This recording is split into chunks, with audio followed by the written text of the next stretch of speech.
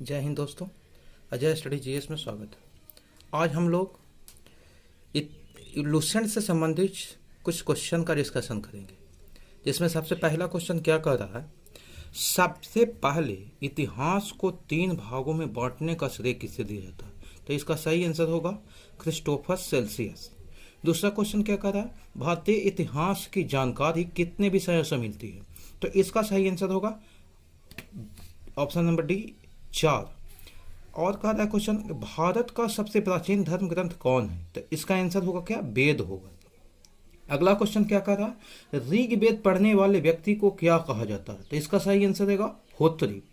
गायत्री मंत्र का उल्लेख किस मंडल में किया गया है? तो इसका सही आंसर होगा ऑप्शन नंबर बी, तीसरा मंडल में।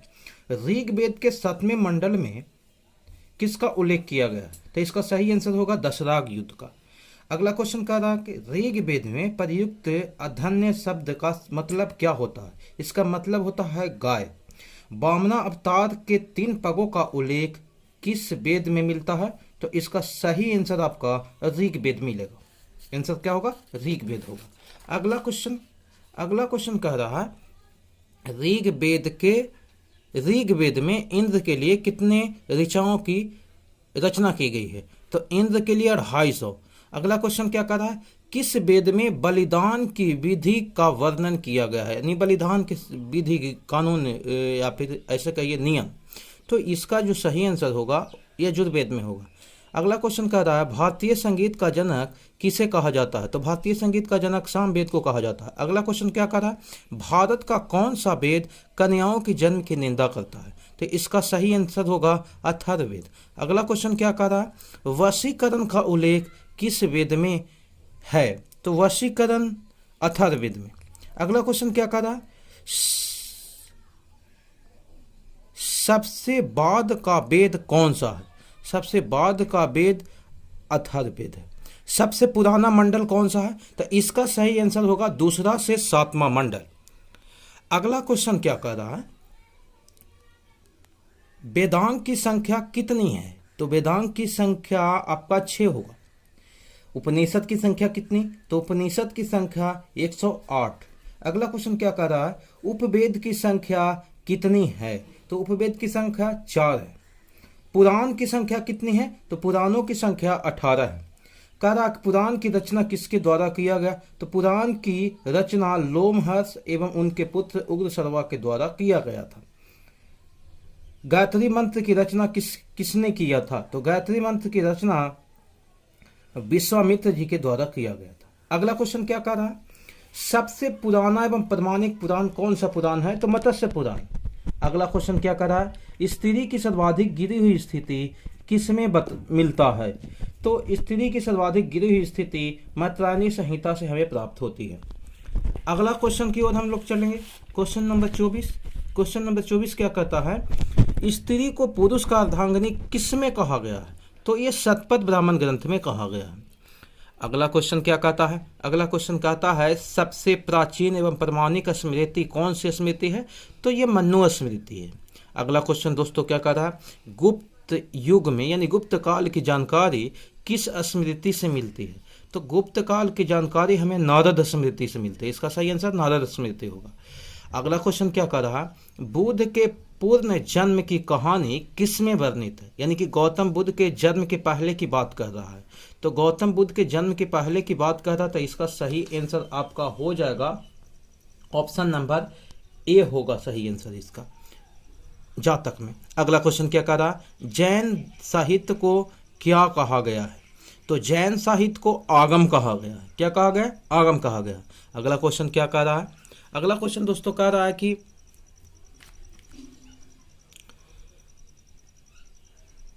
आपका ये कह रहा कि जैन धर्म का प्रारंभिक इतिहास किससे ज्ञात होता है? तो जैन धर्म का प्रारंभिक इतिहास आपका किससे ज्ञात होता है? इसके बारे में सही आंसर होगा कल्पसूत्र। अर्थशास्त्र के लेखक कौन नहीं है? इसमें डिस्कशन करना है कौन नहीं है। तो एडम स्मिथ नहीं है अर्थशास्त्र के लेखक। अगला क्वेश्चन क्या कर रहा है, संस्कृत साहित्य में ऐतिहासिक घटनाओं को क्रमबद्ध लिखने के प्रयास किसने किया था? तो ये सर्वप्रथम की बात है। तो ऐतिहासिक घटनाओं में सबसे पहले अगर यदि कोई इतिहास को क्रमबद्ध से लिखा तो वो लिखा था कलहन।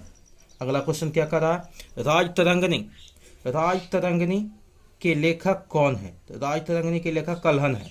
अगला क्वेश्चन क्या कहता है, अरबों पर सिंध विजय का वृत्तांत किसमें सुरक्षित है? यानी कि किस पुस्तक में अरबों पर सिंध विजय वृत्तांत की कहानी लिखा गया है? तो ये चचनामा में, चचनामा के लेखक अली अहमद है। अगला क्वेश्चन क्या कहता है, भारत पर होने वाले यवन आक्रमण की जानकारी किससे प्राप्त होती है? तो यवन लोग जो भारत पर आक्रमण किया था उसकी जानकारी हमें गर्गी संहिता से मिलती है। किससे मिलती है? गर्गी संहिता से हमें मिलती है जानकारी। गर्गी संहिता के लेखक कौन थे? कात्यायन थे। आगे क्वेश्चन आपको मिलेगा वो। अगली क्वेश्चन क्या कर रहा है, पतंजलि किसके पुरोहित थे? तो पतंजलि पुष्यमित्र शुंग के पुरोहित थे और पुष्यमित्र शुंग वंश की स्थापना किया था। अगला क्वेश्चन क्या कर रहा है, पतंजलि की पुस्तक का नाम क्या है? तो महाभाष्य। ये पतंजलि की पुस्तक का नाम क्या है? महाभाष्य। अगला क्वेश्चन क्या कर रहा है, गर्गी संहिता के लेखक कौन है? यहाँ पर आ गया दोस्तों, तो ये कात्यायन होगा इसका सही आंसर। अगला क्वेश्चन हम लोग देखेंगे। अगला क्वेश्चन कह रहा है दोस्तों, क्वेश्चन नंबर 38। क्वेश्चन नंबर 38 हमें क्या कह रहा है? क्वेश्चन नंबर 38 हमें ये कह रहा है कि महाभाष्य से किसका इतिहास का पता चलता है? महाभाष्य से किसका इतिहास का पता चलता है? तो महाभाष्य से दोस्तों किसके इतिहास को? तो शुंगों के इतिहास, शुंग वंश के इतिहास की जानकारी मिलती है। ऑप्शन नंबर सी सही होगा। अगला क्वेश्चन क्या कर रहा है, मौर्य के पहले का इतिहास, यानी कि मौर्य वंश की जो वंशज के पहले की इतिहास तथा मौर्ययुगीन राजनीतिक अवस्था की जानकारी किससे प्राप्त होती है? तो इसका जो सही आंसर होगा ये होगा आपका अष्टाध्यायी। अष्टाध्यायी के लेखक पाणिनि है, तो उसी में आपका ये पुस्तक, उसी पुस्तक अष्टाध्यायी पुस्तक में इसकी जानकारी मिलती है। किसकी? मौर्य के पहले, मतलब मौर्य काल के पहले की जानकारी और मौर्य युगीन जो राजनीतिक अवस्था था उसके बारे में जानकारी मिलती है। 40 नंबर क्वेश्चन कहता है कि टेसियस कहाँ का राजवैद्य था? तो आप लोग जानते ही हैं ये कहाँ का? ईरान का राजवैद्य था, ईरान का राजवैद्य। अगला क्वेश्चन क्या कह रहा है दोस्तों कि सिकंदर महान का जल सेनापति कौन था? निर्याकस था। और थल सेनापति सेल्यूकस निकेटर था। सेल्यूकस निकेटर का राजदूत आपका मेगास्थनीज था और मेगास्थनीज के यहाँ पुस्तक का नाम पूछ दिया है तो इंडिका। अगला क्वेश्चन कह रहा है एंटियोकस किसके दरबार में भारत आया था? तो एंटियोकस सीरिया का राजा था दोस्तों, और ये आया था किसके दरबार में? बिंदुसार के दरबार में भारत आया था। अगला क्वेश्चन क्या कह रहा है, नेचुरल हिस्ट्री के लेखक कौन है? तो नेचुरल हिस्ट्री के लेखक पेलनी है। ठीक है। अगला क्वेश्चन क्या कर रहा है, सियुकी नामक पुस्तक किसने लिखा था? तो सियुकी नामक पुस्तक दोस्तों हेनसोंग के द्वारा लिखा गया था। अगला क्वेश्चन कह रहा है रेहला नामक पुस्तक किसके द्वारा लिखा गया है? तो रेहला आपका इब्न बतूता के द्वारा ये पुस्तक लिखी गई थी। अगला क्वेश्चन क्या कर रहा है, भारतीय पुरातत्व विभाग के जन्मदाता किसे माना जाता है? तो अलेक्जेंडर कनिंघम को माना जाता है, और ये प्रथम इंजीनियर थे रिजले। रॉबर्ट ब्रूसफील्ड जो बर्तनों को पूरा पाषाणकालीन औजार की खोज किया था, रॉबर्ट ब्रूसफील्ड।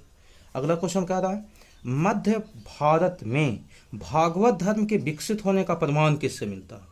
तो किस अभिलेख से प्राप्त होता है? तो ये भीतरी स्तंभ अभिलेख नहीं, ये गलत हो जाएगा। ये होगा आपका सही आंसर बेसनगर के स्तंभ अभिलेख। इसका सही आंसर दोस्तों बेसनगर के स्तंभ अभिलेख से इसका सही आंसर होगा। अगला क्वेश्चन कर रहा है सर्वप्रथम भारत वर्ष का जिक्र किस अभिलेख में मिलता है? तो इसका सही आंसर दोस्तों होगा हाथी गुफा अभिलेख। अगला क्वेश्चन क्या कर रहा है, लास्ट क्वेश्चन आज का, कि सर्वप्रथम धुरबीज एवं संकट काल में उपयोग हेतु खाद्यान्न सुरक्षित रखने का उल्लेख किस अभिलेख में मिलता है? यानी कि धुरबीज की जानकारी तो हम लोग जान ही रहे थे, उसमें संकट काल मतलब कि अकाल जब पड़ जाता था तो खाने के लिए कुछ खाने वाले सुरक्षित जो खाने वाली वस्तुओं को रखा जाता था, इसका उल्लेख किस अभिलेख में मिलता है? तो इसका सही उल्लेख हमें शाहगौरा अभिलेख में मिलता है।